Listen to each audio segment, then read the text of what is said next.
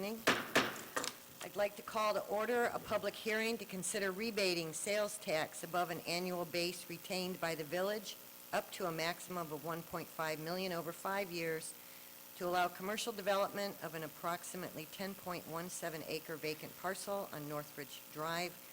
Development will include an approximately 40,500 square foot vehicle dealership building with outdoor storage and display. Roll call, please, Donna. Thomas. Present. Hood. Here. Thurstonson.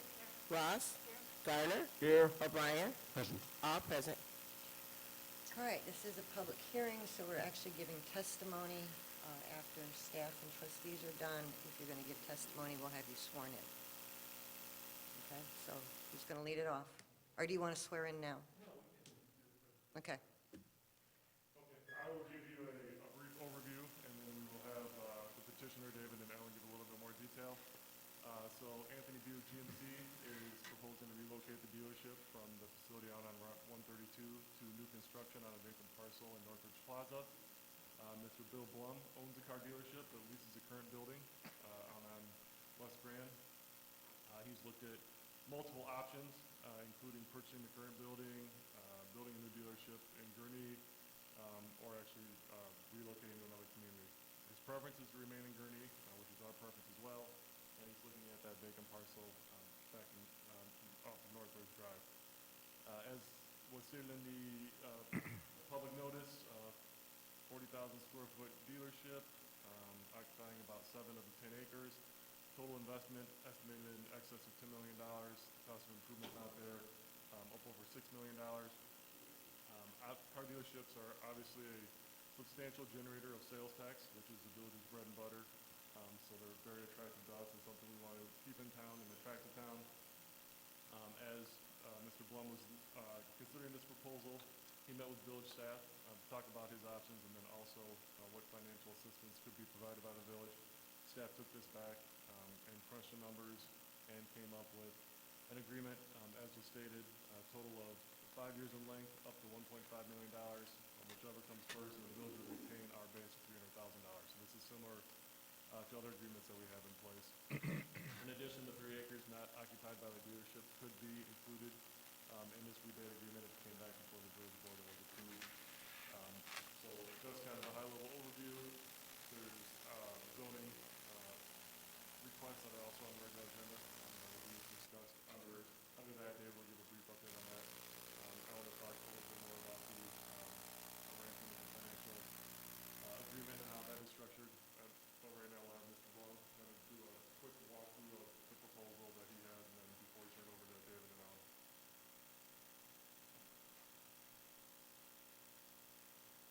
You want Ellen to go through the agreement? Or do you want, okay, Mr. Bloom, good evening. Everybody hear me okay? Yes.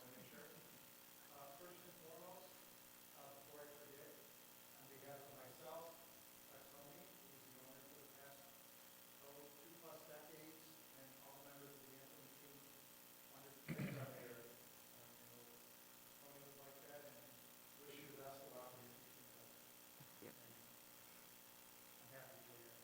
After the past year, good luck to you. The new facility, I won't go into too much, as was mentioned. It's going to be a new state-of-the-art General Motors facility. As mentioned, it will probably be north of $10 million by the time we're done. You'll have to give me a little faith. General Motors has very high standards. I can't go in and just build something that doesn't look very good, nor for that kind of car you will be. So I just ask for a little faith that the end result will be beautiful. It'll be a state-of-the-art building, not only ready for the current environment, but as we go to electric vehicles and beyond. So I ask for just a little faith on that, that it will look wonderful. A couple of quick items. There's more to why we're doing this, which people may ask. Number one, we're the only Buick and GMC dealer in all of Lake County. To put some context to that, McHenry County, which is about half of the population, has 3. To the south, DuPage County has 4, and Cook County has a little over a dozen. So it's very unique to have one for a county of the size of Lake. As a result, we're servicing people not only from the village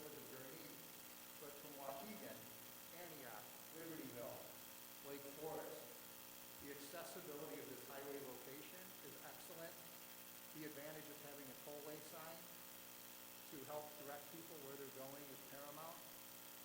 So that's one of the main reasons why this site was chosen. Okay, you can't see. Secondly, is put up the retrofitting the facility. The current facility was built about 2 decades ago. It's a wonderful building. It was well built. When it was built, the store was predominantly selling Pontiacs and sedans. As we all know, the world has changed. Most people here probably own an SUV, a pickup truck, or have family members that do. These vehicles are getting bigger and bigger. Our service shop is frankly too narrow to handle it. To see several porters and techs trying to back a large pickup truck out without damaging it or hitting another vehicle. And the other thing is with the electric, as I mentioned. GMC is getting the Hummer. It's returning after a little over a decade. It was branded as a GMC product. To retrofit the facility to handle electric vehicles and charging stations is exceptionally expensive. For a quick example, Cadillac, which is going all electric, and was going to charge their dealers quite a bit to retrofit their facility, had almost 20% of their dealers sell their franchise back to General Motors because it's so costly to do. So it's a significant investment, and as a result, starting fresh just was more cost effective. The economics just got a little out of whack to try to retrofit the current facility. And the other thing, I don't own the current facility today. It's still owned by the predecessor, and the economics just didn't work. And finally, as mentioned, there was 4 options that we looked at within Lake County. 3 of them were in other municipalities, and they were fine facilities or fine opportunities. But in the end, this dealership has been in Gurnee for 2 decades. It has been a wonderful partnership. It predated me, and I see no reason to move from Gurnee.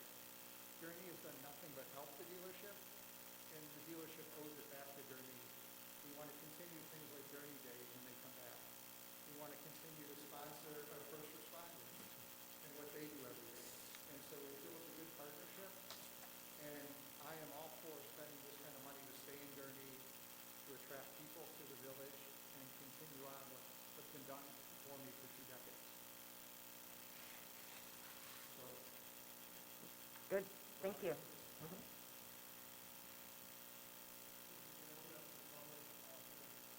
Okay.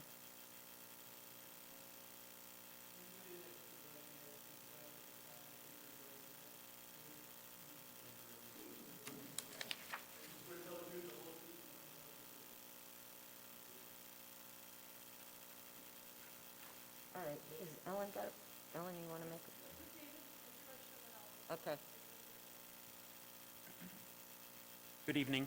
So along with the rebate agreement that's before you tonight, there are several zoning issues as well. While this public hearing this evening is not specifically for the zoning items, those were covered in a Planning and Zoning Board public hearing a few weeks ago, I did want to give you a flavor or a touch on each of the zoning items that are going to be discussed in the regular meeting tonight. The first of which is a special use permit being asked to be granted for the use as a vehicle dealership with outdoor storage. This is a standardized special use permit that is contemplated within the C2 zoning district. Other special uses that are being requested tonight, we have 3 of them related to a sign. The sign that is needing a special use permit is, the 3 reasons are it's off-site, it's located on an adjacent parcel adjacent to the tollway. It is the second ground sign on that site, the first ground sign being the sign for the hotel. That one is off the cul-de-sac of Northridge Plaza. And then the third item, according to the sign, or per the sign, is the utilization of an electronic message board as part of the signage on the tollway frontage. The other item that we've got tonight that's before you is vacation of a emergency access easement. This was platted with the subdivision 20-plus years ago. Due to the fact that the cul-de-sac, the Northridge Plaza cul-de-sac is in excess of 500 feet. We reviewed this with our emergency services providers here in the village, and they did not have any concerns with eliminating that cross-access easement that basically bisected this site. So Those items will all be before you on the regular session of the village board, but we felt prudent that they be introduced at this point. Thank you, David.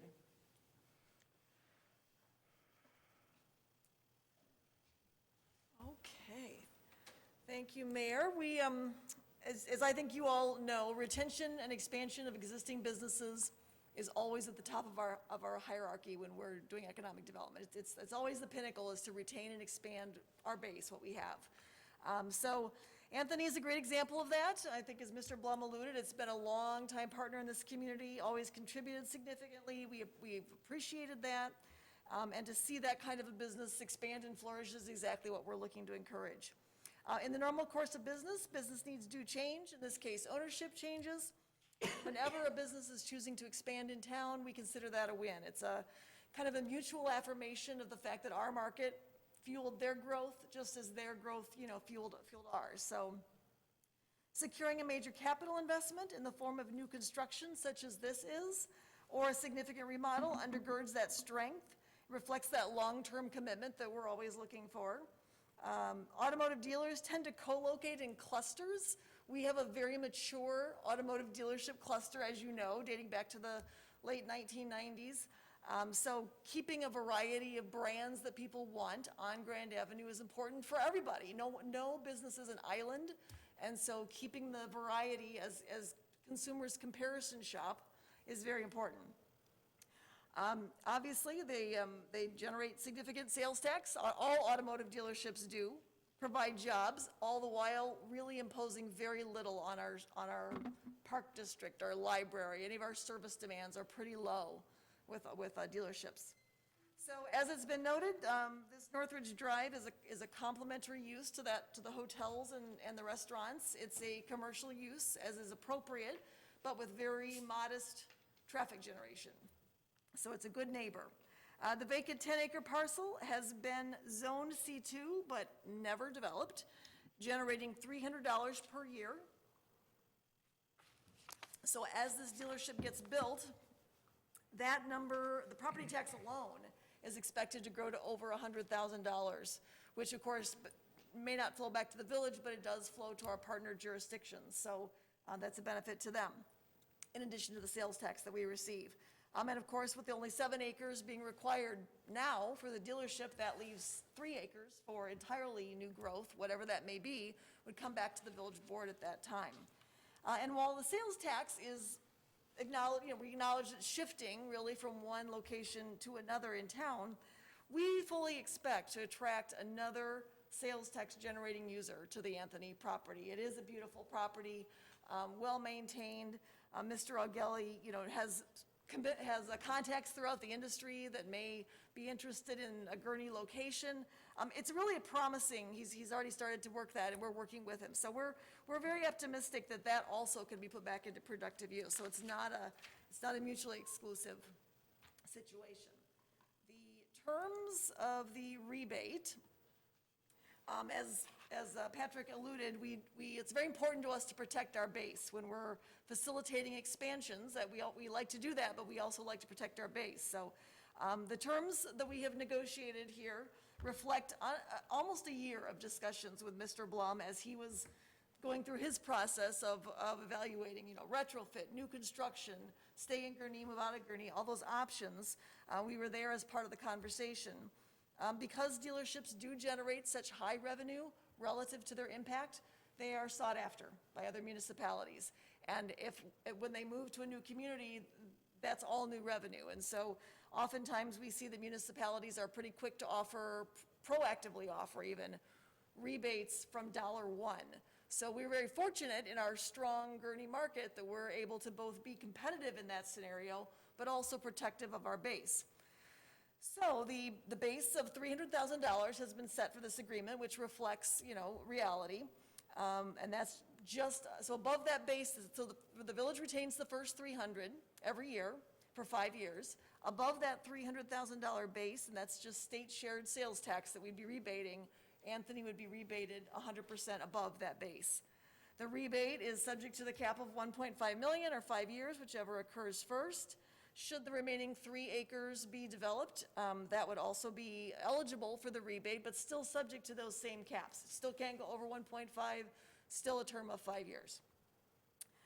Anthony agrees to construct the 40,500 square foot building at a minimum, operated as a new and used car dealership, with a construction value of at least $6 million, excluding the land acquisition, so that's just the building, which is, we'll build a pretty nice building.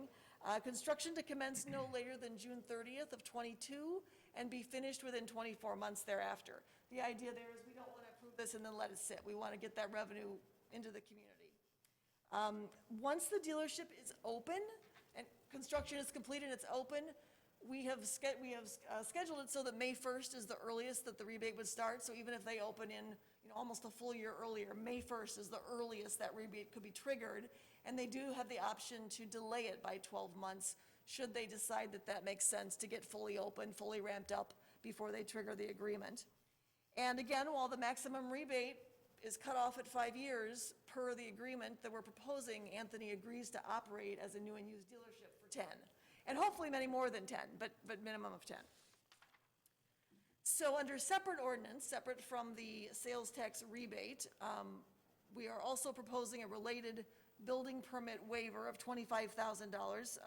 The actual fee will be calculated once the building plans get refined and submitted, or that's very early in that process. So we really don't know, but we certainly, with the size and the scope of this project, this building size, we anticipate that the $25,000 permit waiver is no more than 50% of the total. We think that fee will be over $50,000 to the village.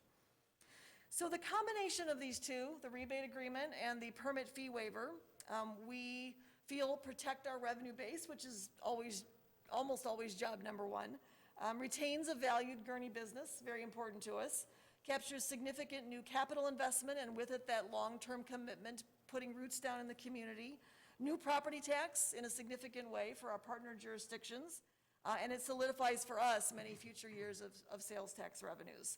And we are in the fortunate position, honestly, thanks to many decades of good stewardship and planning, that we can actually be in that position of strength to be able to apply these very high standards and still get something that we think is really, really good for the community. So staff feels very comfortable that this is going to be a quality project, and we certainly think the agreement protects us in many ways that sometimes municipalities are exposed. We feel like we've covered those. I hope you agree. I want to thank the Economic Development Committee for helping to review this proposal. They did take a look at it. We didn't meet formally, but they reviewed it via email and had nothing but, supportive things to say. So I appreciate that. I appreciate the village board's consideration, and I'll stop with that and answer any questions. Do any of the trustees have questions on the incentive package for Ellen? If not, then I'll open the floor to public comment, but this public hearing is only on the incentives. So the zoning matters, we're at the public hearing with the Planning and Zoning Commission, and then we'll be voting on those recommendations, and then there'll be another meeting on landscaping, lighting, and architecture on January 6th. But this public hearing is just on the incentives, if the public would like to make a comment. All right, if not, then I'm going to close the floor to the public comment. There's no questions from the board. Is there a recommendation for our regular meeting on the incentive package? A motion to recommend? So moved. Motion by Second. trustee Ballmer, second by trustee O'Brien, to recommend the incentive package to be voted on at our regular meeting. Roll call, please, Donna. Thomas? Aye. Hood? Yes. Thorstensen? Yes. Ross? Aye. Garner? Aye. O'Brien? Aye. All ayes. All right, motion carries. I will close the public hearing. All in favor, say aye. Aye. All right. Thank you. All right, then we're going to go right into our regular meeting.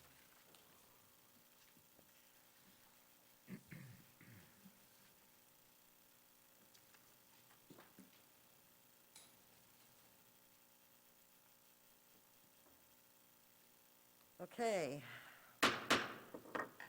We'll call the Gurnee Village Board regular meeting of December 21st, 2020 to order. Roll call, please, Donna. Thomas. Present. Hood. Here. Thorstenson. Ross. Garner. Here. O'Brien. Present. All present. All right, please join me in the Pledge of Allegiance. I pledge allegiance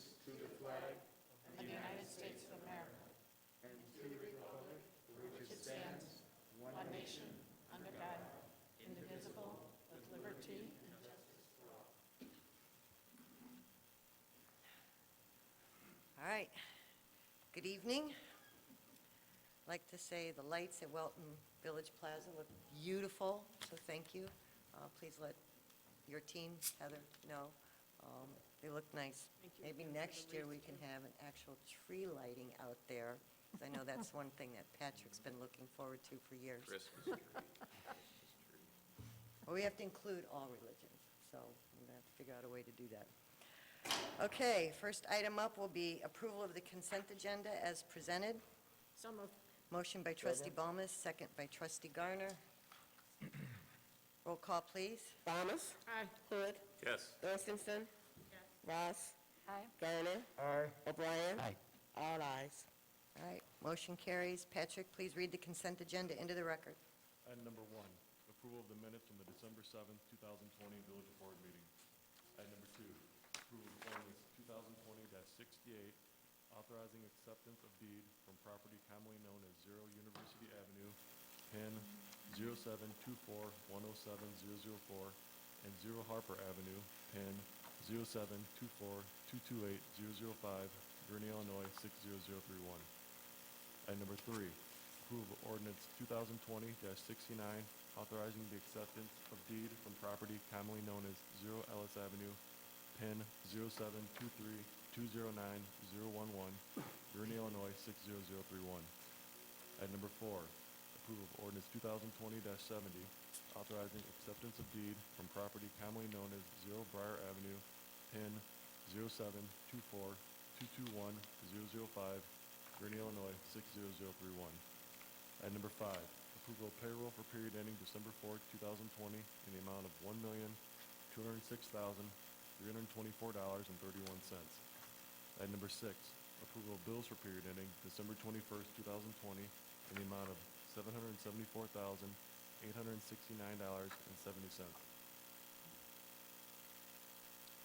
Thank you, Patrick. Do I have a motion to approve the consent agenda? So moved. Trustee Ross, second by trustee Garner. Roll call, please, Donna. Thomas. Aye. Hood. Yes. Thorstenson. Ross. Aye. Garner. O'Brien. Aye. All ayes. All right, motion carries. We'll move on to petitions and communications. First, we have a proclamation to approve designating January 2020 as Lake County Crime Stoppers Month in the village of Gurnee. For the sake of brevity during COVID, I'm not going to read it into the record, but do I have a motion to So moved. approve? Motion by trustee O'Brien, second by trustee Garner. All in favor, say aye. Aye. Opposed? All right, and, oh, you know what? I said January 2020. It's actually for January 2021. No, I just, the proclamation's correct. Okay. And then, so we end the year on a high note. Our finance director's going to give us an update on what's been going on. All right. All right, Mr. Gosnell, Thank you. all yours. I'll do my best to finish on a high note here. So included in the material was the financial impact report as of November 30th. That's the most complete month we have available. Expected duration, no changes here. We're still in that Tier 3 mitigation plan that has capacity limits. Positive note, vaccine has been rolled out. 2 of them were approved. And I think the second one was being shipped today, if I have my news correct. Status of the Big Three, Six Flags is working their way through their Holiday in the Park Lights events. Added a drive-through event. Gurnee Mills is open with safety protocols and capacity limits, and Great Wolf Lodge is still closed temporarily here. Looking at total general fund revenues through the first 7 months. Last year, we collected almost 26.8 million. Through the first 7 months of this year, 21.5 million. We're down about 20% or about 5.3 million there. The original projections, and I spent a lot of time in the last 2 weeks updating and kind of honing in these projections now that we're 7 months through the year, but after we got halfway through, I wanted to go back and take a real deep dive into the projections, make sure we were on track. Originally, we had predicted we'd be about 10 million down in the general fund, or about 25%. After I went back and looked at a few things, it looks like we're going to be about 9.2 million, or 21%, and that's all a mix of the big four. There was some mix of other revenues that were up and down, but in the end, they all netted to zero. So I think it's prudent for us to focus on those big four where the majority of that's coming from. So that'll be my focus going forward. Obviously, there's still a ton of unknowns.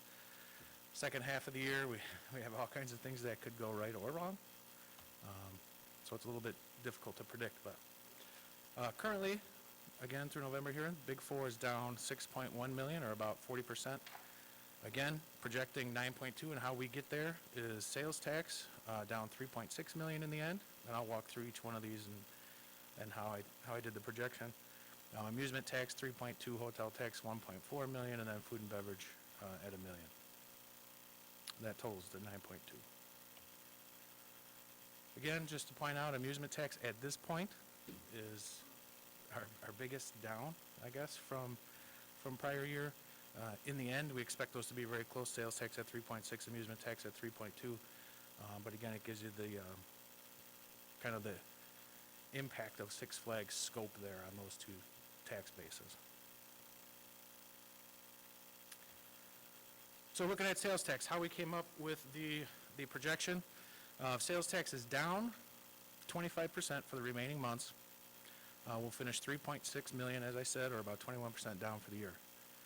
Positive trend for September, we're actually down only 1.5%. I took a look, talked to the Department of Revenue, asked if this was a late payer. You know, they can only tell you so much, and their answer was it's not a significant late payer. I finally got some data just in late last week, kind of parsed through that today, and it was strength across a number of categories, actually. So it was nice to see that it's broad strength, not one particular sector, which was good to see. Leading the way year over year was lumber and hardware, which we've seen throughout the pandemic. Food, auto and filling stations. Car sales had a good month in September. Drugs and miscellaneous retail, and then manufacturing was actually up year over year. So a couple, again, 5 out of the 9 categories is pretty good to have ups there. It is only 1 month, 1.5%. You know, to have that kind of variance, but there's a ton of unknowns still. So we know coming is going to be restaurant impacts. We have outdoor dining and not only the mitigation steps, but outdoor dining. So a lot remains to be seen here as we get into the winter. Amusement tax has trending for about 90% down for the year. If we carry that through the end of the year, we get to our 3.2, or in total, 86% down, so right at that 90 mark. Again, right there with sales tax as the hardest hit, 3.6 and 3.2 here. Most recent month was down 86%. We have a ton of unknowns here, obviously. Impact of Holiday in the Park and how that goes. The lights events, Holiday in the Park lights and the drive-through. Season pass sales is going to be a multi-fiscal year impact. We'll see that trickle into next year as well. And then what happens with Great Wolf and the movie theater reopening, and then, you know, we get into consumer behaviors post-COVID questions. So are they going to flock back to these kind of venues? All that remains an unknown. So again, I try to be conservative in these as we project them out. Hotel tax trend here has been about 70% down for the year on average. Did a little better when Great Wolf was open there. If we project 75% down for the remaining months, that gets us to our 1.4 on the year. Most recent one was 46% down. Again, we had some Great Wolf activity there. a lot of unknowns here as well. When do they open up? How do they open up? What does that look like? Are the consumers going to respond? Finally, food and beverage, down about 43% average through the year. We get to the colder months. Projecting a 50% drop for the remainder of the year gets us to that million down on the year, about 45%. Most recent month was 25%. Again, that was October, getting into the hardest part, not only with the resurgence and mitigation steps, but also colder weather. On the expenditure side, so we take a look at expenditures versus budget because they vary so much. The big four year over year, there's a very small difference there because we try to stay pretty flat on our projections, our budget projections. But expenditure side changes a little bit, especially with some of the larger ones we had last year. So we look at versus a seasonally adjusted budget here. Year to date, down 2.8 million to the good, or 12%. So we've saved 12% or 2.8 million so far off the budget, seasonally adjusted budget. Originally here, we estimated we'd use about 3 to 5 for the last 1 or 2 updates. I think I've been saying it looks like we may be on the top side of that. After putting more numbers and work into the projections, looks like 4.6 or about 11% is where that's heading. So upper range of where we thought we'd be with expenditure savings. Again, it's almost all vacant positions. And obviously, in the update, we talk about how many vacant positions we have open and what we're doing with those. So that is where the savings is. It's really the only place for the savings. So fund balance. Originally, we projected we'd use about 5 to 7. Current projection, after doing that, a little better on the revenue side. Obviously, the CARES grant money helps. Doing a little better on saving on the expenditure side. Again, vacancies, general belt tightening. Departments have been doing a great job at looking at their spending and understanding that this is a difficult period and responding to that. Also, we made some adjustments right away. We canceled the capital transfer and did some things with MFT and things like that. So we were able to do some things immediately that we had in our contingency plan. So we're projected about 3.5 million use of fund balance. So under that original lower end of the range of 5. Through first 7 months of last year, we saved up in our savings account, a little over 3.4 million. This year, we've saved about 1.7 million, leaves us about 1.7 million down. Again, that's prior to the pension payments that happened earlier this month. We'll see those in the next update. So it may look like through the first 7 months we've saved up a bunch of money. We haven't. We typically will save up some in the summer months, getting to those pension payments. As soon as you add the pension payment on there, we're again $3 million deficit this year. So outlook, we just talked about this, using about 3.5 million. Again, that gets us back to fund balance levels where we were in 2009, actually just almost exactly a few $100,000 different at about 50% of our general fund. Threats and opportunities, we've talked about this. I just wanted to point out a couple of things that, one that has changed recently. If I interpreted the news correctly, I believe that they extended the foreclosure moratorium. 30 days. So that's positive. And again, just pointing out again here, we're in the prime budget season for looking at our revenue vulnerabilities and operating models, and we've had extensive discussions over the last 2 weeks with departments on what next year is going to look like. So we are working through those. And with that, I'm happy to take any questions before I turn it over to John for a fire station update. 10 years of savings wiped out in 7 months. Trustee O'Brien? I don't know what industry you're in, but it's a different one than mine. Trustee O'Brien? My only question actually, has anyone heard about the numbers from the Holiday in the Park event? How are they doing with that? I have not. The only thing I've heard so far is anecdotal evidence that it is packed and difficult to get a ticket and a spot in line for the drive-through and into the park, so for the walk-through part. They're doing well, but they can only have 25%, and it's mostly season pass holders, so the fact that people are coming out is a good sign. Right. Well, they were hoping for ancillary sales as well, more ticket sales and more things. Yeah, it's hard to get a reservation on a popular night, popular time. Just We'll be curious. seeing Thank you those so much, numbers probably any day now, as that comes in for last month. Brian. Thank you. From Great Wolf, they're hoping that the governor is going to let them open on January 9th, but he could always extend that too.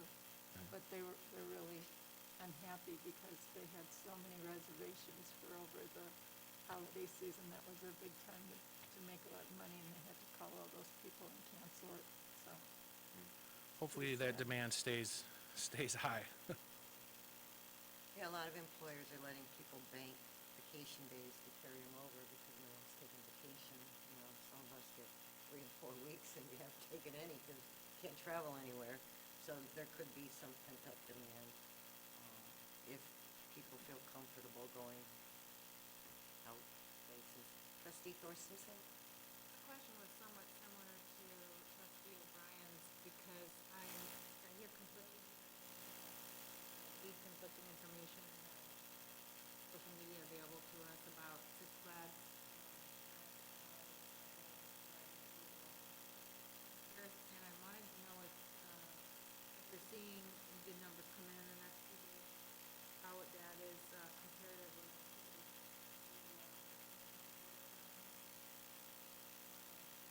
because that's, by It would be difficult to compare just getting that information. If they volunteered to offer it up, I could certainly ask for it, but it's not something we have a right to get, to be able to compare it, but I can certainly ask. It'd be a great comparison to look at. But there's certainly a desire in the community to seek these out, so I'm really hoping that. Yeah, I'll definitely keep an eye out for any public numbers they would put out, and, I can make a request and see if Is there amusement tax on the Grays Lake tickets? there's not. No, there, and there would not be. And I'm not sure that the fairgrounds are incorporated, are they? They are? Okay. So yeah, there's not, and Grays Lake wouldn't have the authority to be able to do it. All right, well, this is valuable information, and I'm glad we have Brian and Pat watching every penny go in and out. We did have some preliminary discussions last week. I met just to kind of frame up some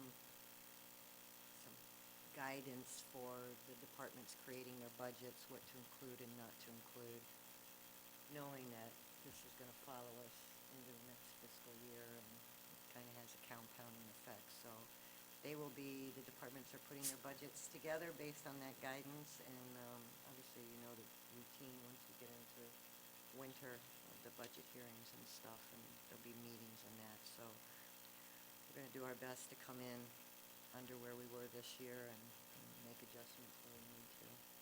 So. Trustee Thorstensen? A question on what you just mentioned, would that be at the point when we would consider any types of possibilities in helping local businesses that are, I think, asking for help and savings? Every business, we have 1,300, wants help, but Ellen, Pat, and I have had some discussions. We have a wide variety, and no matter kind of how you slice and dice it, it's very difficult to be equitable. So we are trying to put some things together, but remember, any money that we give away to help somebody is money we have to take out of our expenses. So that means, the residents are counting on us to provide the same service level. There's been no reduction in our services, even though we have reduced revenue, so we have to think long and hard about giving money. But we are trying to put something together. It's just very hard to make it equitable with the wide variety that we have. And if we just say we're only going to help these businesses, then that leaves a bad taste for all the businesses that we didn't help. So Ellen is going to put together some recommendations. We have talked about it.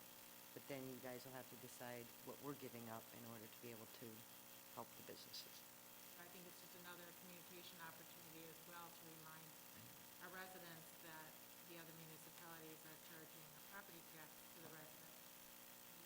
we have to cover our services, our pensions first. With that, yes, I know, we don't have, you know, that, and I'm proud that we don't have a property tax, but when we've seen what other communities have done, and then we figure, like, they're down 30% like we are, and then we look at where they got made up the shortfall, it's the assessments that they just did for their millages, for their tax rates, so, we'll have to make harder decisions than other communities in order to maintain not having a property tax, which we are all 100% committed to.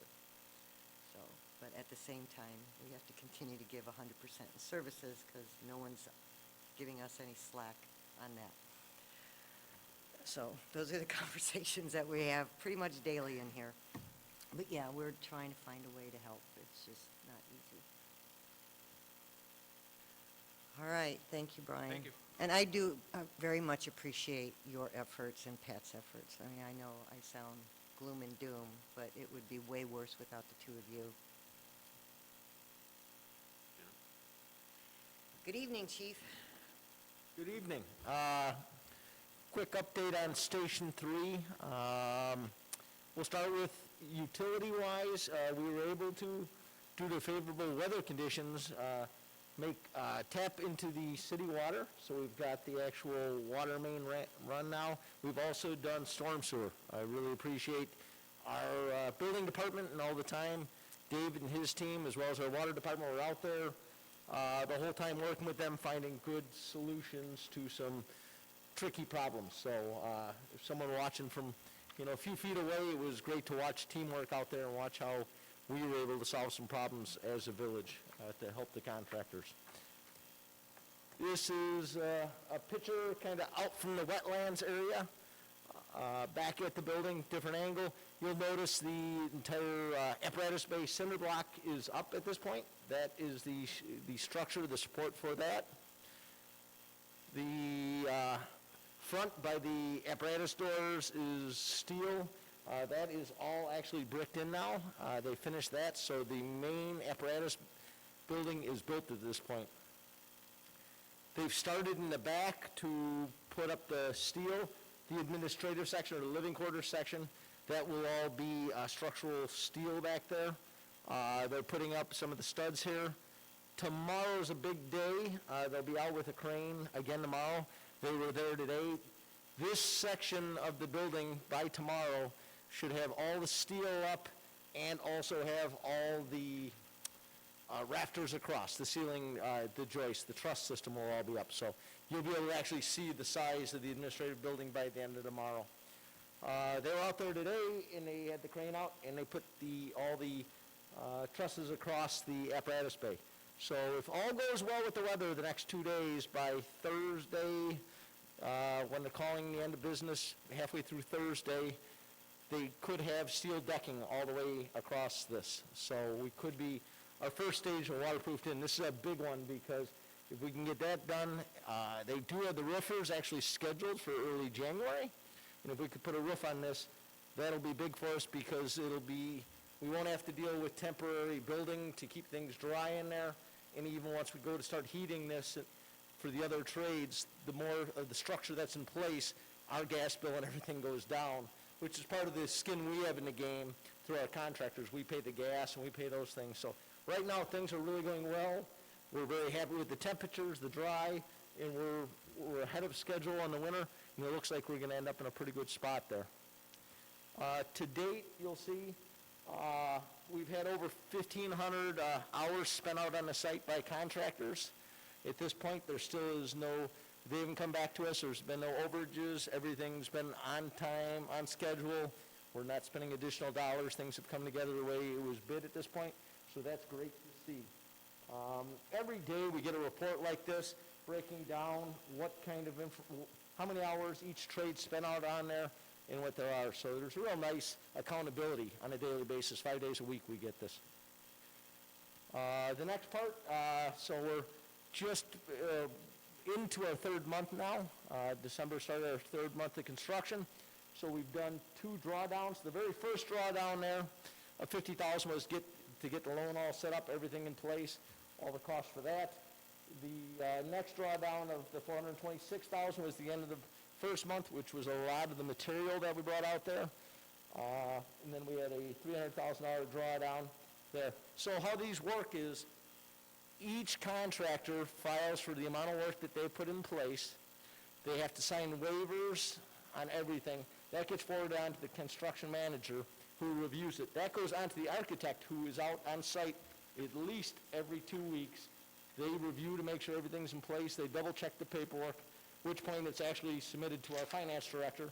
Brian then reviews all the paperwork one last time before we send it to the bank, so we can do our drawdown. I'm very impressed, first time I'm doing a project of this size, and the accountability and watching the dollars, making sure we have all the paperwork in place and everything, and the redundancies and the check and balance. I'm happy to tell you we're on budget. Things are really rolling well. The process that we have in place, we're working with very professional people. You know, Brian and I communicate quite often. He's happy with what he's seeing and how they're presenting things. So at this point, things are looking good, but I just wanted to catch up where we're at financially. That's still the end goal. Hopefully, by next September, this is what it looks like.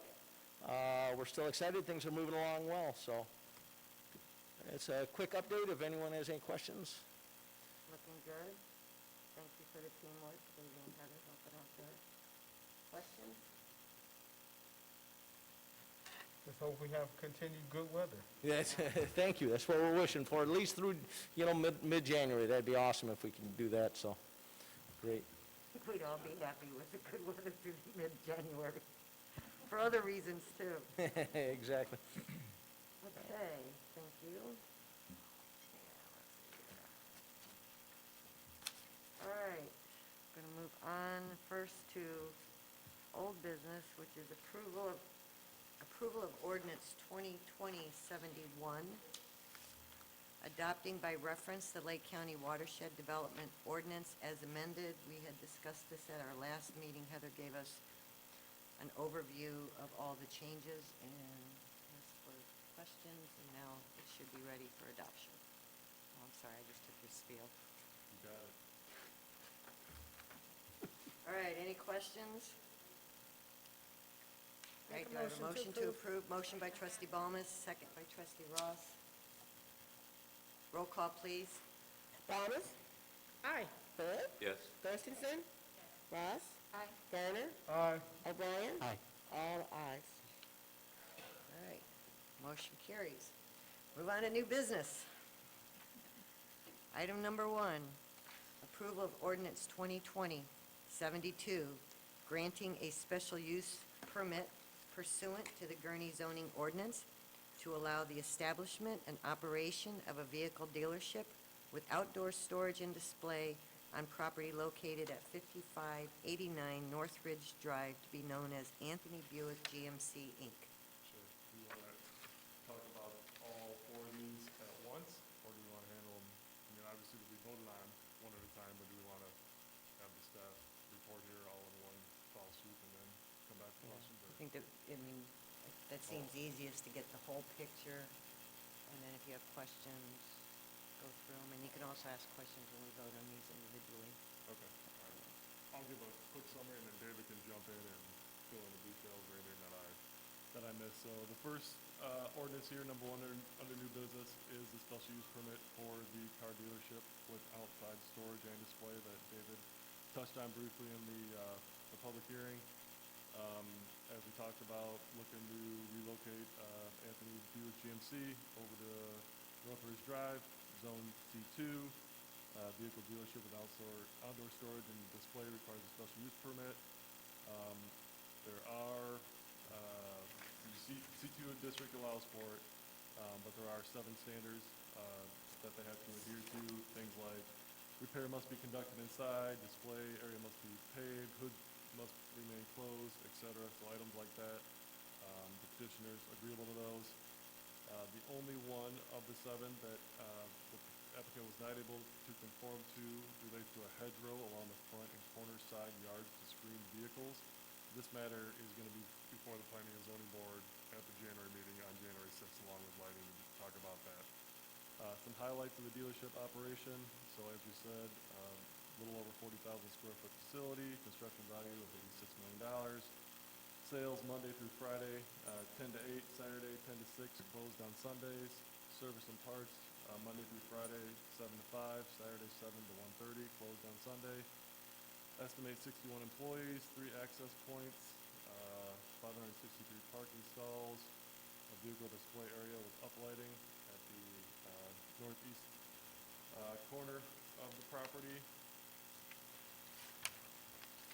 So that covers the first one. Second item on on the agenda for consideration is the special use permit for signage for the property. This first one, both of them relate to the same sign. The first one addresses the sign along the tollway on that easement, that it is a second ground sign for the property, because it's on the Woodhill Springs property. This would be technically a second ground sign since the hotel has a sign. And then second, that's the off-premise sign for the Anthony dealership. There is an easement there that Anthony has the rights to, and as Mr. Blum highlighted in his presentation, that tollway sign is very important to them. Third item is related to the same sign, but the request for an electronic message board incorporated into that sign. So again, this is a sign along the tollway. The sign is 12 feet tall, about 88 square feet in sign per sign face. Of that 88 square feet, 43.5 would be for an electronic message board sign, so a little under half. The dimensions of the electronic message board sign are 9 feet wide, 4 foot 10 inches tall. The petitioner is aware of the conditions that we placed on the Temps Now sign and the high school sign.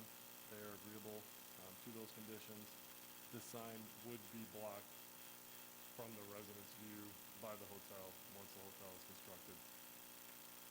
I should have mentioned the first item here, the special use permit for the car dealership. That was before the PZB.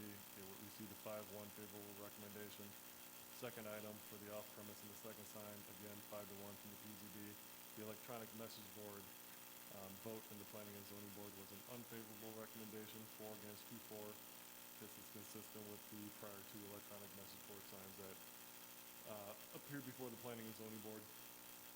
Fourth item related to this is the vacation of the emergency access easement. So again, David highlighted that.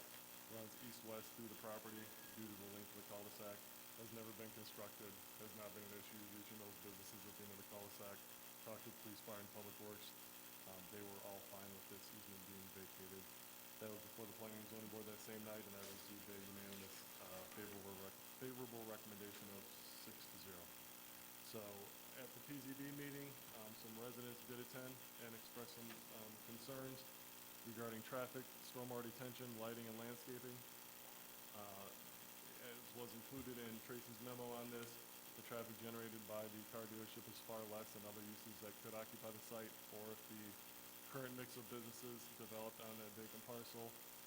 Stormwater detention will be required to meet all ordinance requirements and will be reviewed once full plans are submitted.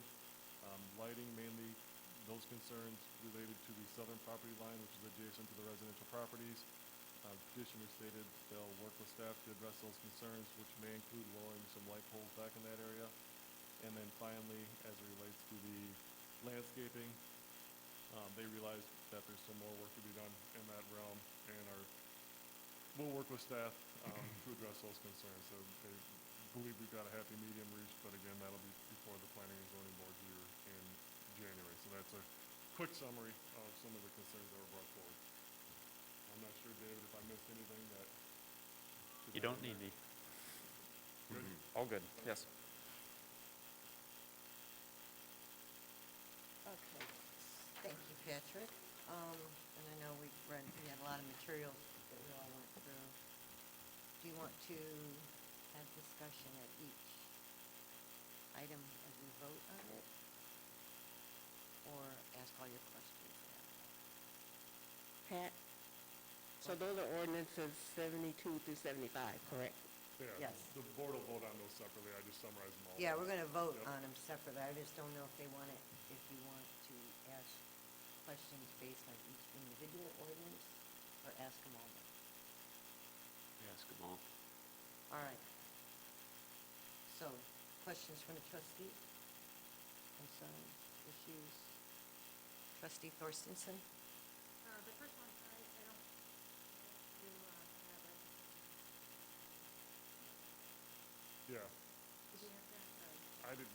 saw when I came in before the meeting. There was a question regarding the hours of operations and if delivery of vehicles, would that take place during regular hours of operation or after or before normal hours of operation? It's possible during the sales hours of 10 to 8. Someone may ask to come in at 8 or 9 in the morning, take delivery of the vehicle. It's very rare, but I would never want to tell you it doesn't happen. Certainly would never happen before 7 a.m. when service is open. As for delivery of vehicles after 8 p.m. during the week or 6 p.m. on a Saturday, clearly people come into the dealership 10 minutes before closing to start looking at a vehicle. So that does happen. The things run after hours. It's very rare, though, that it would go later into the evening. For most of the existence of the dealership, the hours were 9 to 9. Obviously, during this recent pandemic, we limited the hours to limit the transmissions, and we're now stuck at 10 to 8 and don't anticipate going beyond that, certainly on the weekends. And what about deliveries of vehicles on the big trailers? Do you have delivery As hours? far as delivery on trailers, we certainly hope they get delivered during regular business hours, but just as occurred today, on all the various stops on Grand Avenue, unfortunately, we can't stop a truck driver who's coming from a truck plant in Fort Wayne, Indiana. We tell him, or her, please do not come till 8 in the morning or 6 in the evening.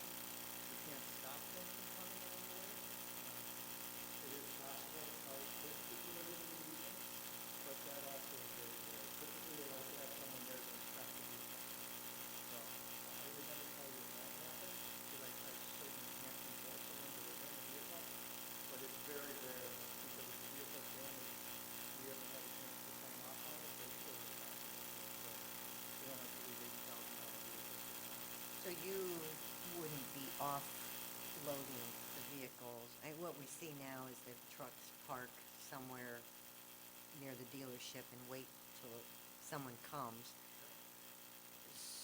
So you wouldn't be offloading vehicles after business hours because you wouldn't have staff there per se. So if the truck showed up at 11 p.m., he would just have to find a place to sit. That's correct. We don't have staff there. How early in the morning do you think you'd have staff to unload? 11 to 7 a.m. So I would say it would be fair to say they could offload trucks as early as 7 a.m., but not much past closing.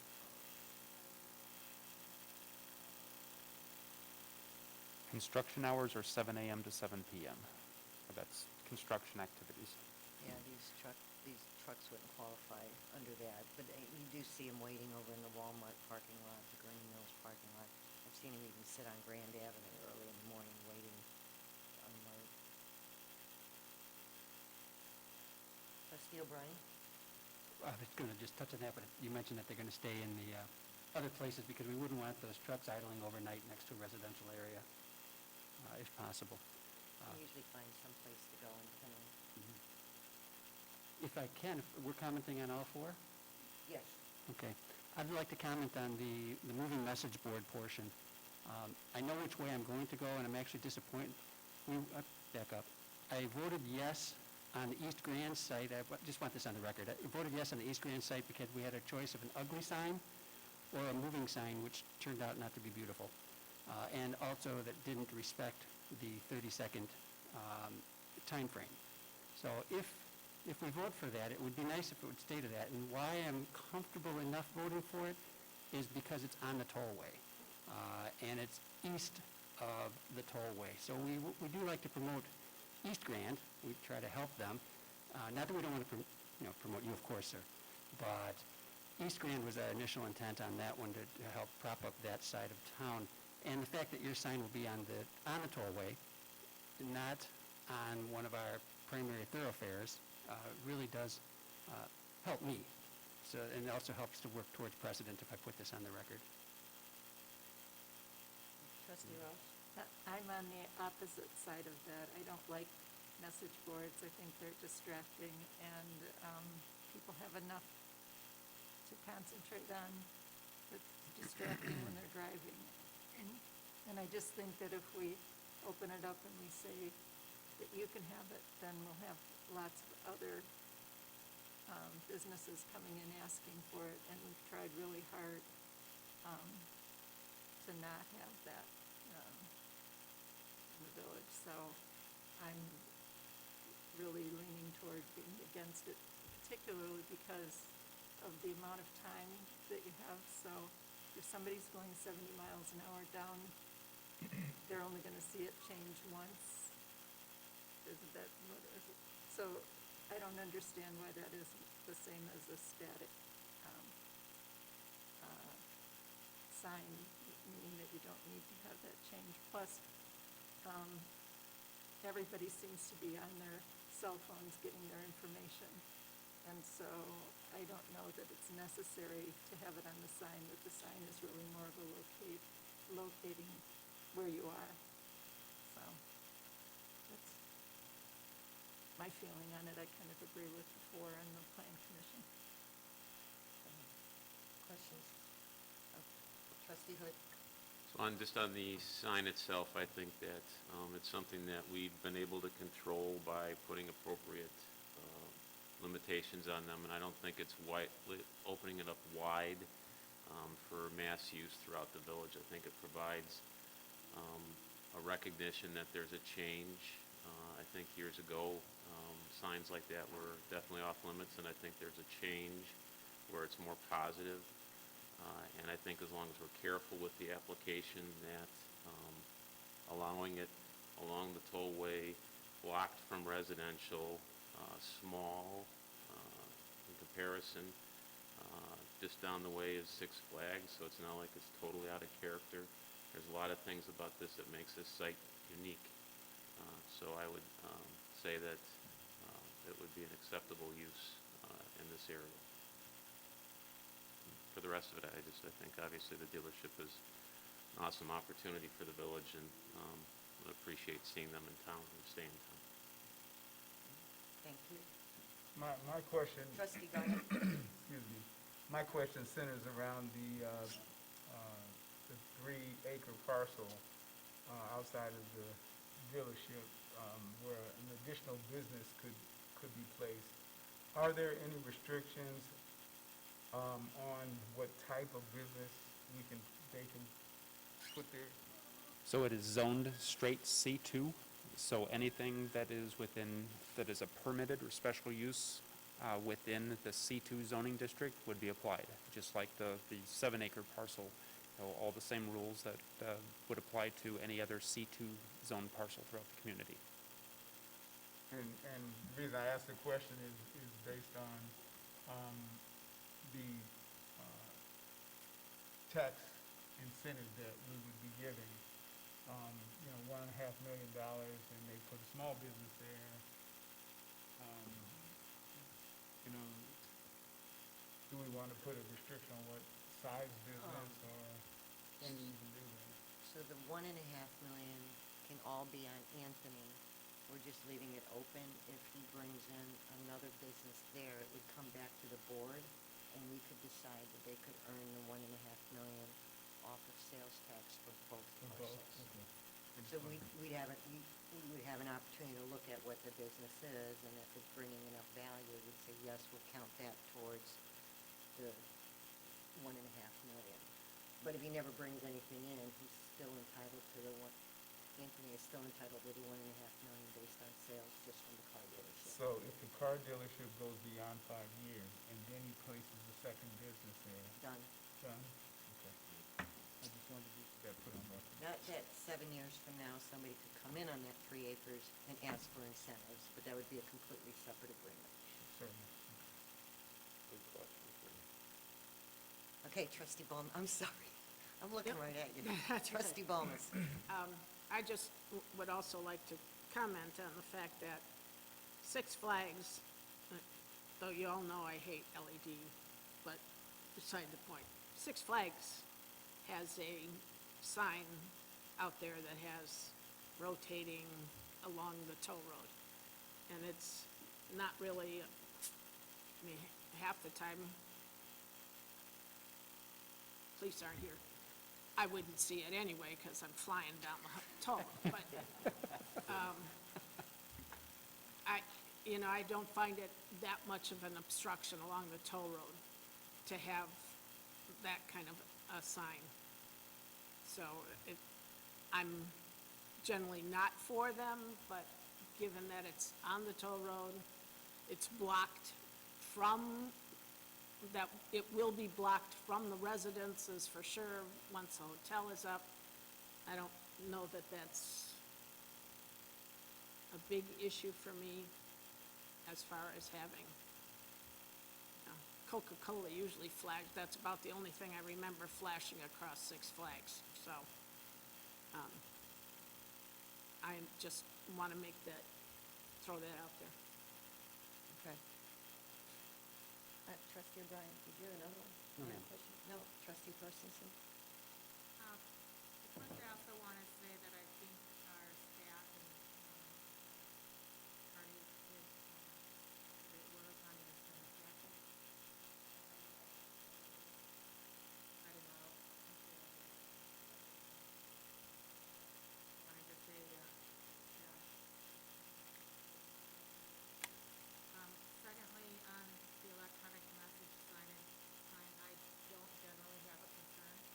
I will always have a concern if it's going to be something that the residents will find insightful or ever be able to see it, because they have in front of them or between them, then I don't see. I also, have cited this before, I use a lot, as a business person looking to exit, even if you have your, GPS yelling at you that you gotta turn here, it's nice, I think, to be able to let the person know there's, it's a nice sign also to alerted to that. And, the last item is just, I'll be back on, good amount of landscaping. Thank you. Trustee Ross? Isn't it true, though, that by the time you get to the sign, if you're not in that right lane, it's too late already? They have the wall there Yeah. now. Yeah, That, it's too late. Yeah, the and sign you is, can't get basically off. viewable. Yeah, you can't By get the, off. by the time you can view the sign, you're basically in that splitter lane for both the east and west exits. So it's not going to help you. Not going to help you with the exit, but, Travel in the right lane when I'm ready to turn and, trust me. yeah, I'd like, Brian and Ellen and Pat, this is a very good structure for the incentive package, much better than the way we structured them back in the late 90s and stretched it out over 10 years, and we really didn't have a base, so this is very good. It benefits the village and benefits the car dealership, so it's a win-win. So I like the way you structured it. And just so you know, we had structured an incentive package if they stayed on their existing site too. So they had that choice of which way they wanted to go. So good job, good work. All right, any other questions? If not, I'm going to, I'm not sure if the public had any questions or. no public here. I was like, No public here. all right, so I'm going to go through each one and take separate votes. So I already read item number 1, which is granting the special use permit, which is ordinance 2020-72. Do I have a motion to approve? So moved. Motion by trustee Ross, second by trustee Balmas. Roll call, please, Donna. Balmas? Aye. Hood? Yes. Thorstensen? Ross? Garner? O'Brien? Aye. All ayes. All right, motion carries. Got your permit. Item number 2, approval of ordinance 2020-73, granting special use permits related to signage for property located in Northridge Plaza. Do I have a motion to approve? Motion by trustee Garner, second by trustee Thorstensen. Roll call, please, Donna. Balmas? Aye. Hood? Yes. Thorstensen? Ross? Aye. Garner? O'Brien? Aye. All ayes. All right, congratulations, you got a sign. Item number 3, approval of ordinance 2020-74, 74, granting a special use permit pursuant to the Gurnee zoning ordinance for an electronic message board sign adjacent to the tollway on property located at Northridge Plaza. Do I have a motion So to moved. approve? Motion by trustee O'Brien, second by trustee Garner. Roll call, please. Thomas. Aye. Hood. Yes. Dorchenson. Ross. Nay. Garner. Ross. You said Nay. nay? Garner. Aye. O'Brien. Aye. 5 ayes, 1 nay. That's a miracle. Congratulations. All right, motion carries. Item number 4, approval of ordinance 2020-75, granting the vacation of an emergency access easement on property located in Northridge Plaza. Motion to approve. So moved. Motion by trustee Balmas, second by trustee Ross. Roll call, please. Thomas. Aye. Hood.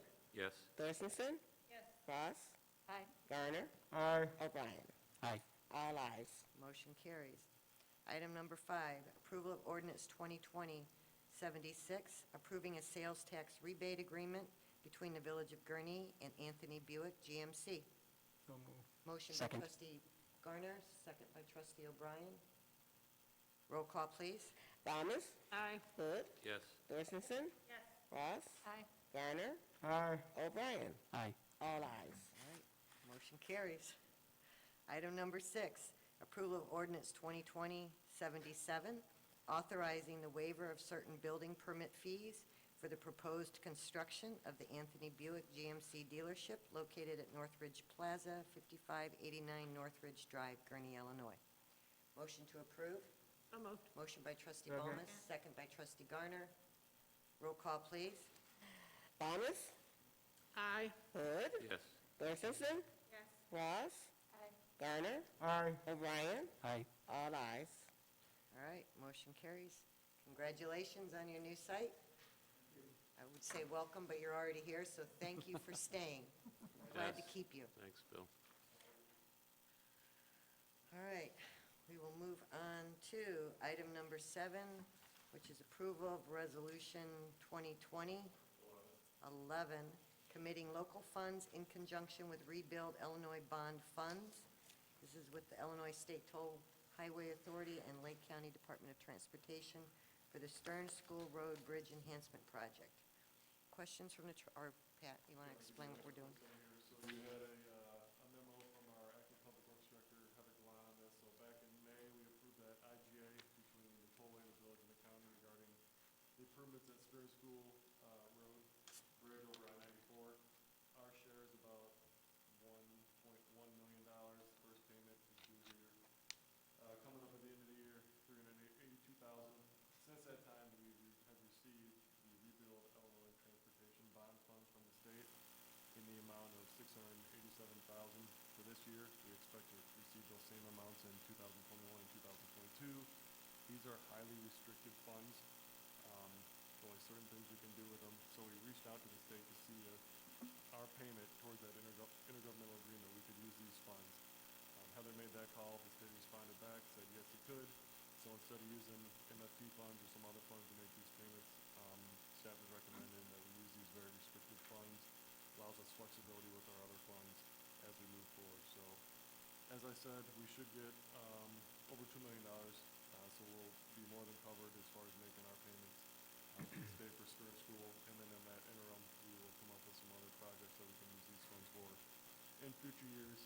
But to allow this to happen, similar to what we do with MFT, we need to approve this state resolution, so that's what's before you tonight.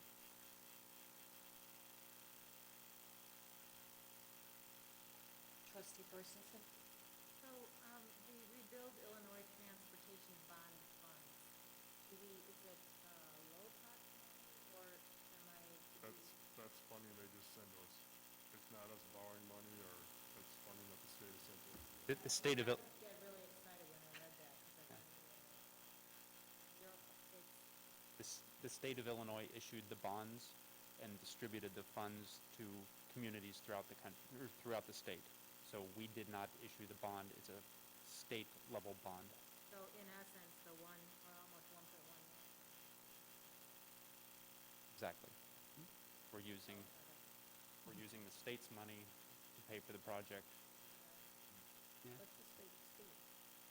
Yeah, because this definitely would have been a project that could have been on the Totally, chopping totally. block.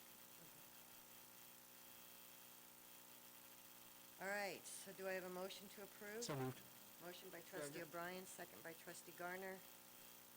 I'm sorry, Karen, I keep forgetting to look at you.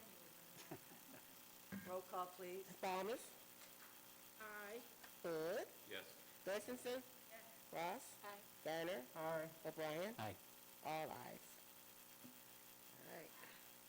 Motion carries. Very good job securing that money. All right. Man, we had our last ordinance of the year and our last resolution of the year.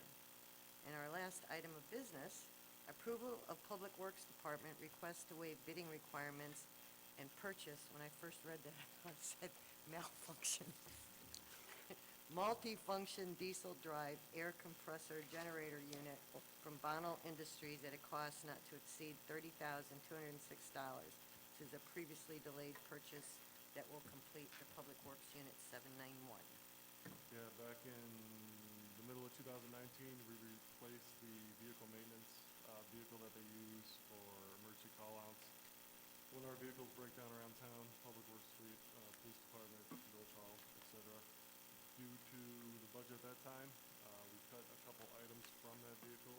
So the air compressor and the generator were cut from that, as well as the hose reel. So the truck is outfitted with liquid tanks for hydraulic fluid, one for diesel fluid, one for hydraulic fluid, but they run off an air compressor. So those tanks can't be used right now. Also, the air compressor and generator run tools that they use out on the road. So the truck is only partially outfitted. As we continued on in the budget this year, a lot of the capital projects and vehicles were held. 7 months in, we looked at where we were at and are recommending to move forward with getting this truck completely outfitted so it'll serve the purpose that it was intended to. $30,000 capital fund can handle it based off of everything that we've held or cut. Questions? Second. Motion by trustee Thorstensen, second by trustee O'Brien. Do I need a roll call or just all in favor? Okay, Spending money. all right. Oh, appropriation, all right. Roll call, please, Donna. Thomas, Aye. Hood, Yes. Gustafson, Yes. Ross, Aye. Garner, O'Brien, Aye. all ayes. All right, motion carries. We have no public, so I would like to say first and foremost, thank you to, on behalf of the board too, thank you to all our village employees for 2020. This has been an incredibly tough year for our staff who've had to do more with less, and they agreed graciously to hold their compensation, and they have given so much this year under very trying circumstances. So please share our gratitude for 2020. A belated Happy Hanukkah for those that celebrate, Merry Christmas, Happy Kwanzaa for those that celebrate, and 2021 has got to be better than 2020, so let's all Amen. enjoy our families and friends safely, stay healthy, and we'll rock 2021 like we always find a way to do. So thank you. Do I have a motion to adjourn? Second. Motion by trustee Ballmer, second by trustee O'Brien. All in favor, say aye. Aye. Goodbye, 2020.